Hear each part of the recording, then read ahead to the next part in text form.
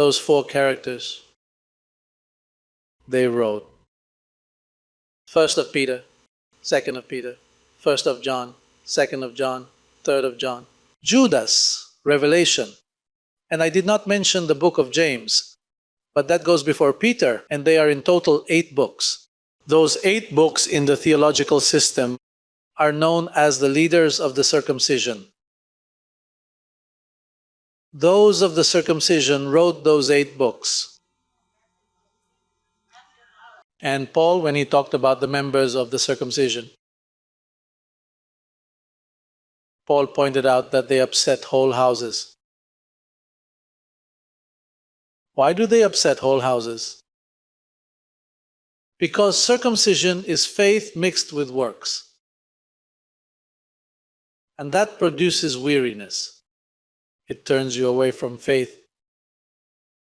Naturally, they say that you are saved by faith. However, there are certain tasks that you must complete. You have to do your part, make an effort. In other words, by faith, you enter salvation, but then you live by works. And the Bible does not say that. Look at what it says in the book of Romans, chapter 1, verse 17. Because in the scriptures, where? We are no longer talking about the scriptures. We're talking about the gospel. And that gospel is not the gospel of circumcision. That is the gospel of Paul, which is the uncircumcision. And I want to emphasize this. I was recently interviewed by a journalist here in Miami.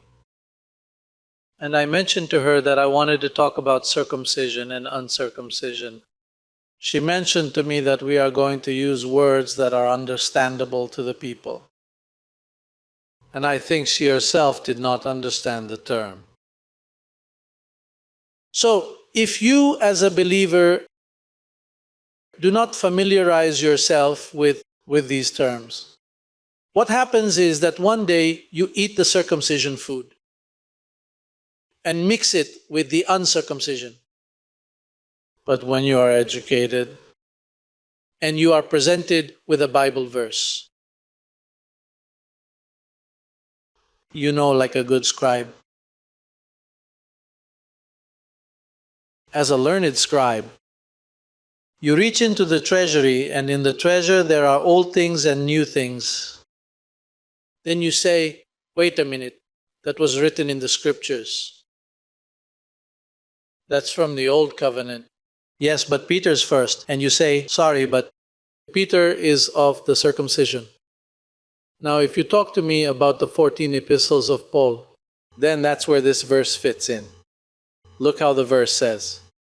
For in it, righteousness of God, that is, what God accepts as righteous, it is revealed from faith